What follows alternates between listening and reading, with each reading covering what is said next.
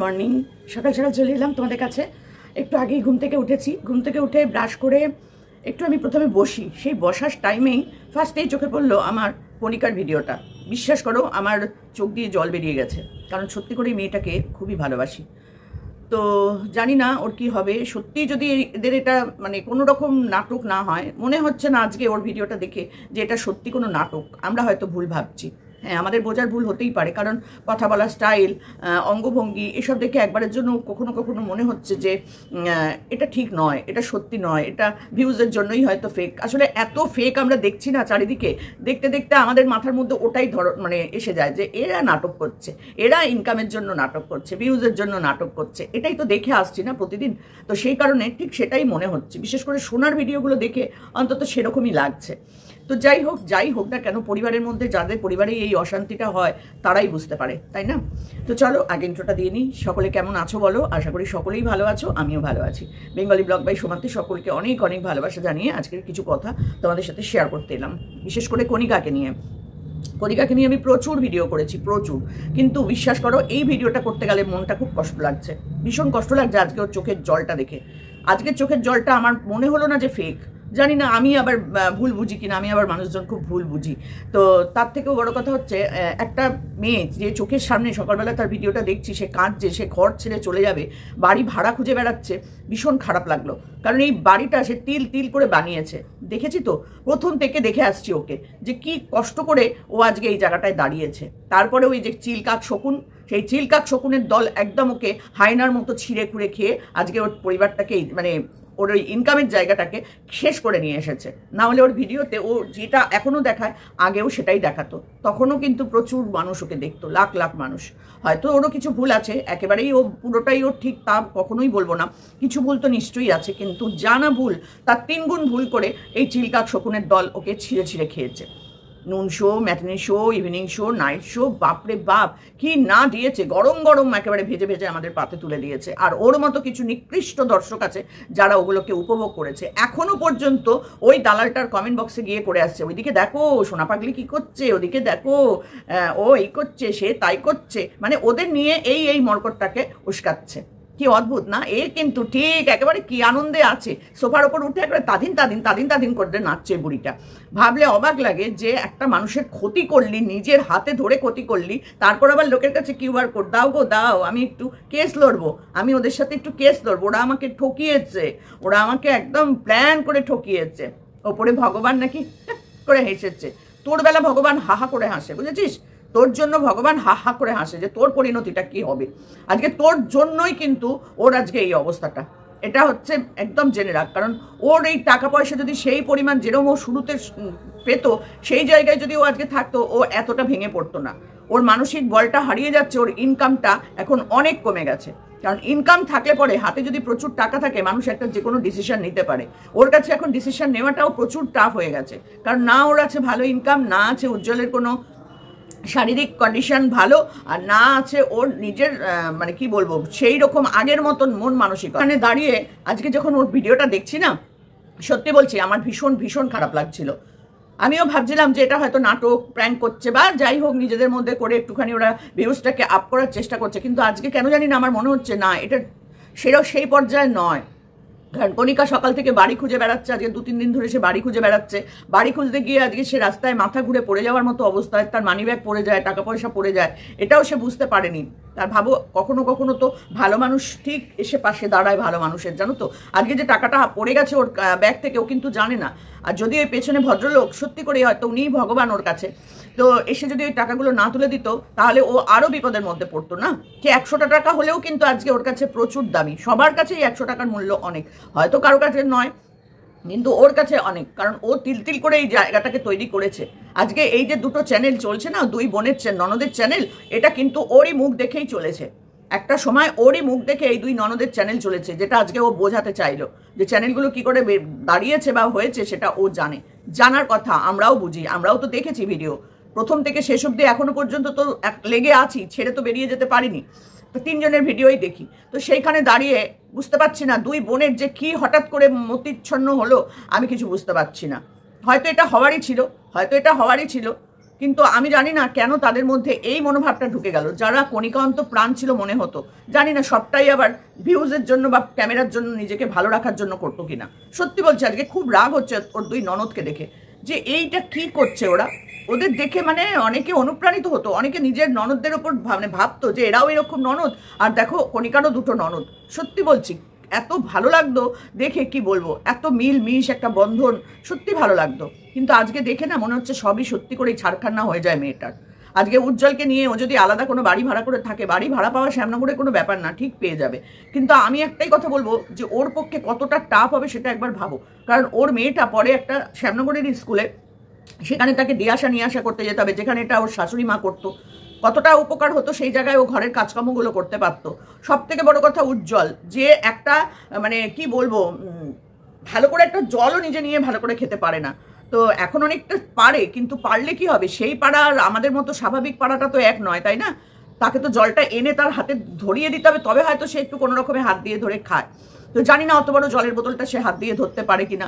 তবে আমি যেটুকু দেখেছি উজ্জ্বলের পক্ষে নিজে কোনো কাজ করা খুব কষ্ট, খুব কষ্ট। মনের জোরে করছে, একটু একটু করে হয়তো পেরেছে, কিন্তু পারাটাও খুব কঠিন। আর সেই রকম একটা মানুষকে সামলে ঘরের রান্না বান্না, ঘরের কাজ, তারপরে মেয়ের স্কুল, নিজের কাজ, এগুলো করা যে কতটা টাফ সেটা আমি খুব ভালো করে বুঝতে পারছি, খুব ভালো করে বুঝতে পারছি।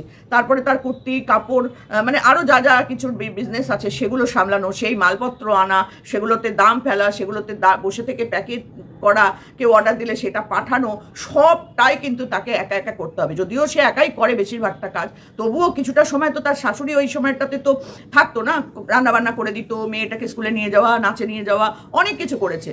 তার বড় ননদ এসে কত সময় বাচ্চাটাকে স্কুল থেকে নিয়ে এসছে, নাচের ওখানে দিয়ে এসছে, কত কিছু করেছে। তারা সবাই মিলে একজোট হয়ে কণিকাকে এইরকমভাবে মানসিক অত্যাচার করছে। জানি না পেছনের রহস্য কি। দেখো কোনো বাড়ির ভেতরের মধ্যে তো আমি ঢুকে যেতে পারবো না দালালের মতন। দালাল তো একেবারে মানে কি বলবো, সে থাকে এক জায়গায়, আর এক জায়গার ব্যাপার সে চোখের সামনে দিব্য দৃষ্টি দিয়ে দেখতে পেত, তাই না? দিব্য দৃষ্টি দিয়ে সে দেখতে পেত কণিকা নোংরামো করছে, ভাসুরের সাথে এডিট করছে, ওর শাশুড়ি মা কৌশিকের সাথে দিন রাত কাটাচ্ছে, সব ওই অন্ধকার জগতে বসে বসে দেখতে পেত। কিন্তু আমার এত দিব্য দৃষ্টি নেই, আমার বাড়ি থেকে 15 মিনিটেরও রাস্তা নয়, সেখানে আমি তাকে এইভাবে কোনোদিন দেখিনি, শুনিনি।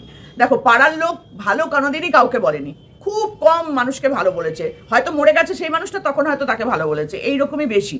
কিন্তু পাড়ার লোক কি বললো, ওর কি বললো, তাই কি বললো, এসব দেখে তো লাভ নেই, এসব দেখে লাভ নেই। তার বাড়ির লোকজন কি বললো এটাই সব থেকে বড় কথা আমার কাছে। আমি মনে করি না পাড়ার লোক কে কি বললো তাতে কিছু যায় আসে কারো। পাড়ার লোক কারোর ভালো কোনোদিন দেখে না। তো সেইখানে দেখে, সেই দিক থেকে দেখে আমি শুধু একটাই কথা বলবো, আজকে কণিকার ভিডিওটা আমার ভীষণ ভীষণ কষ্ট লেগেছে, ভীষণ। যে মেয়েটা কি করবে, এরপর কি করবে, এরপরে ভিডিও আছে, ভিডিও এডিট করা আছে, সমস্ত কিছু করার পর আমি জানি না সে কি হবে। তার উপরে বলছে যেটা, সেটা হচ্ছে উজ্জ্বল এই বাড়ি থেকে বেরিয়ে যাওয়া নিয়ে সাথ দেবে কি দেবে না। আর উজ্জ্বল যদি না বেরোয় তাহলে ওর পক্ষেও তো বেরিয়ে যাওয়া সম্ভব নয়, তাই না?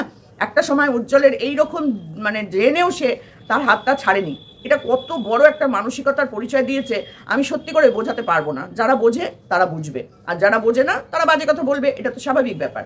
কিন্তু সেই মানুষটাকে তার মা পর্যন্ত বলেছিল, উজ্জ্বলের মাও পর্যন্ত বলেছিল যে ভাবিয়া করিও কাজ, করিয়া ভাবিও না। তো ও কিন্তু ভেবেই করেছিল যে না, যে মানুষটাকে ভালোবেসেছি তার হাত আমি কোনোদিন ছাড়বো না। কটা মেয়ে পারে বলো তো যে এইরকম একটা মানুষকে সারা জীবনের জন্য সঙ্গী করতে, যার কাছ থেকে সে না পাবে কোনো বেড়ানো ঘোরা, খাওয়া দাওয়া, আর্থিক মানে স্বাচ্ছন্দ্য, না পাবে শারীরিক সুখ, না পাবে অর্থনৈতিক সুখ, কিচ্ছু পাবে না সে। সেই খাটে দাঁড়িয়ে দেখতে গেলে আজকে মেয়েটা এতটা বছর ধরে কিন্তু এই বাড়িটাকে আগলে পড়েছে। বেড়ার বাড়ি, ওপর থেকে ঝরঝর করে জল পড়তো, কি না ছিল বলো তো ওই বাড়িটার মধ্যে?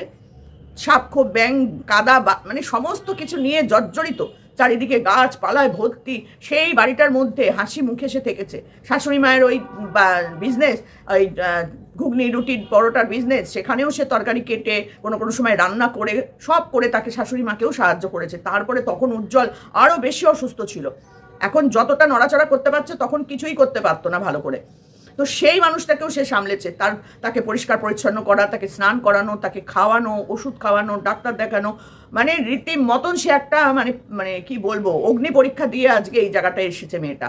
আর সেইখানে এসে দেখো বাড়ির ভাগ চাইতে এসেছে কে না, ছোট ননদ, যার কিন্তু শ্বশুর বাড়িটা বেশ সচ্ছল। আমার মনে হয় এর পেছনে ওই জামাইয়ের কোনো চক্রান্ত আছে কিনা, কারণ সে আবার বুদ্ধিমত্ত একটা মানুষ, তো জানি না, তাকে নিয়ে আমি কিছু বলতে চাই না, দেখিনি শুনিনি, জানি না, বলবো না। অনেকে দেখলাম সেই জায়গাটাও টেনে তুলে নিয়ে এসছে যে এটা হয়তো ওর জামাইয়ের বুদ্ধি, মানে ওর বরের বুদ্ধি। তো আমি সেটা নিয়ে কিছু বলতে চাই না, কিন্তু এটা বলবো যে হঠাৎ করে সোনার এত নোংরামো করার কি প্রয়োজন? যে কথাগুলো সে ভিডিওর মাধ্যমে বলছে সত্যি আমাদের শুনতে খারাপ লাগছে। তাহলে কণিকার কি হচ্ছে? খুব খুব খারাপ করছে, এই জিনিসগুলো খুব খারাপ করছে। আজ হয়তো করছে, কাল হয়তো অনেক কিছুই মিটে যাবে, কিন্তু কথা যেগুলো একবার বেরিয়ে যায় না, সেগুলো ফিরিয়ে নেওয়া কিন্তু খুব কঠিন, খুব কঠিন ব্যাপার। তো সেখানে দাঁড়িয়ে আমি বলবো যে কণিকা, তুমি মাথা ঠান্ডা রেখো, কান্নাকাটি করে নিজেকে অসুস্থ করে ফেলো না, খাওয়া দাওয়া করো।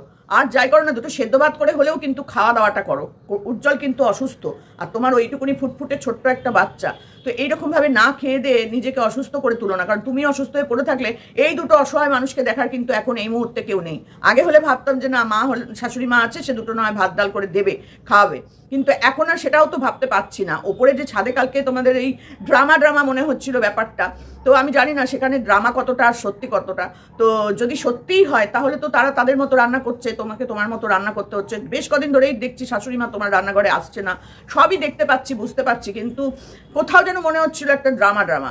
তো আজকে সকালের ভিডিওটা দেখার পর সত্যি মনটা একদম ভেঙেই গেল যে এইরকমও ননদ হয়। সত্যি বলে না যে বিয়ে করা ননদ যদি বাড়িতে এসে থাকে, সেই বাড়ির কোনোদিন শান্তি হয় না, কোনো দিন শান্তি হয় না সেই বাড়ি, কারণ সে নিজে শান্তি না পেয়ে আসে, তো কারো শান্তি সে দেখতে পারবে না, সে এসে ঝামেলা বাঁধাবে। আমার বান্ধবী আছে, তারও এক বিবাহিত ননদ আছে বাড়িতে, সে তার বাচ্চা সমেত এসে এখানে বসে আছে, এদিকে বরের সাথেও যোগাযোগ রেখে দিয়েছে, সেও টাকা পয়সা পাঠাচ্ছে এখানে, কিন্তু সেই বাড়ির ভাগ সে ছাড়ছে না, মানে বাপের বাড়ির ভাগটা সে কিন্তু ছাড়ছে না।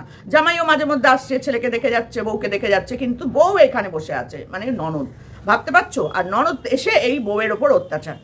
তাদের কি প্রয়োজন পড়ে এইরকম ভাবে? তোরা এসছিস, থাক না, তোর মা বেঁচে আছে, তুই থাক মায়ের সাথে, তুই তো 10টা টাকা হলেও রোজগার করছিস, সেই টাকা দিয়ে মা আর বেটিতে খা। তা নয়, ওইটুকু একটা বাচ্চা মেয়ে, তাকে ক্যামেরা ধরে দাঁড় করিয়ে রেখে দিয়েছে, ফ্যামিলিকে ইচ্ছা দেখাও, চলো ভিডিও করো তুমি। সে হেসে ভিডিও করছে। কালকে ছাদের ভিডিওটা দেখার পর সত্যি এটা মনে হচ্ছে যে নাটক আর নাটক, কিন্তু আজকে কণিকার ভিডিওটা দেখে মনে হচ্ছে না, অনেকটাই সত্যি হতে পারে। তো জানি না, কণিকাকে একটা কথাই বলবো, পাশে ছিলাম, পাশে আছি, কোনো প্রয়োজন পড়লে একটা ফোন অবশ্যই করো, কারণ আমি কিন্তু তোমাদের পাশ থেকে কখনো কোনোদিন সরে যাইনি। তো বাড়ি ভাড়া অবশ্যই যদি একান্তই যদি দরকার হয় অবশ্যই তুমি বেরো, না হলে এই বাড়িতে অশান্তি নিয়ে থাকাটাও সত্যিই টাফ। তবে আমি বলবো মুখ বুঝে চুপচাপ পড়ে থাকো, মাথা ঠান্ডা করে, কারণ তোমারও অধিকার আছে, উজ্জ্বলেরও তো ভাগ আছে, তাই না? হয়তো ভাগ করতে করতে তোমার জায়গাটাও চলে যাবে, কিন্তু সেই রকমভাবে ভাগ, আইনি আদালত আছে না, আইন আছে তার জন্য। তুমি যে কষ্ট করে তিল করে করেছো, তারও তো একটা যোগ্য বিচার নিশ্চয়ই আইন আদালত করবে। তুমি করো, তোমার যে উকিলের সাথে করেছো কথাবার্তা বলো, সেই উকিলের সাথে তুমি পরামর্শ নাও, এইটুকুনি বলবো যে এরকম একটা পরিস্থিতিতে তুমি কি করবে। তারপরে তোমার ওরা আছে যারা তোমাকে আইনি সাহায্য করছে, তাদের সাথে একবার তুমি কথা বলো, তারাও তো তোমার পরিবারের সবাইকে চেনে, সবাইকে জানে, তারাও নিশ্চয়ই কিছু এই সময় তোমাকে হেল্প করবে। তুমি সবার থেকে ডিসিশন নাও, হঠাৎ করে তুমি বাড়িটা ছেড়ে দিয়ে চলে যেও না, এটুকুনি আমি তোমায় বলবো। এই মুহূর্তেই ধুম করে এই ডিসিশনটা নিও না, কারণ একবার যদি তুমি এই বাড়িটা ছেড়ে চলে যাও, তাহলে বাড়িটা আবার তোমার ফিরে পাওয়াটা কিন্তু খুব কঠিন হবে। তো যাই হোক, যেটা তুমি করবে বুদ্ধি করেই করো, এর বেশি তো আর কিছু বলতে পারবো না। আমরা বাইরের লোক, আমরা জ্ঞান দিতে পারি, কিন্তু সামনে থেকে মোকাবিলা কতটা করতে পারবো বলো? যদি কখনো প্রয়োজন পড়ে নিশ্চয়ই তুমি আমাকে ফোন করবে, কারণ তুমি যেখানে থাকো আমিও কিন্তু সেখানেই থাকি, এটা তুমি জানো। তো একটু হলেও তোমার পাশে ছুটে দৌড়ে চলে যেতে পারবো। তো চলো, এটুকুনি বলবো, মন খারাপ করো না, কান্নাকাটি করে শরীর খারাপ করো না, খাওয়া দাওয়া করো। সব সময়ের জন্য জানবে এত দর্শক যারা তোমাকে ভালোবাসে, তারা তোমার পাশে আছে, সব সময়ের জন্য থাকবে। তো বাড়িটা ছেড়ে হঠকারী সিদ্ধান্ত এই মুহূর্তে তুমি নিও না, আমি বলছি বারবার, শোনো, ঠিক হয়ে যাবে, সব ঠিক হয়ে যাবে, ধৈর্য ধরো, এটুকুনি বলবো। চলো, আর কি বলবো বলো? খুব খারাপ লাগছে, বিশ্বাস করো, মনটা ভীষণ খারাপ হয়ে গেছে। তো এটুকুনি বললাম, টাটা।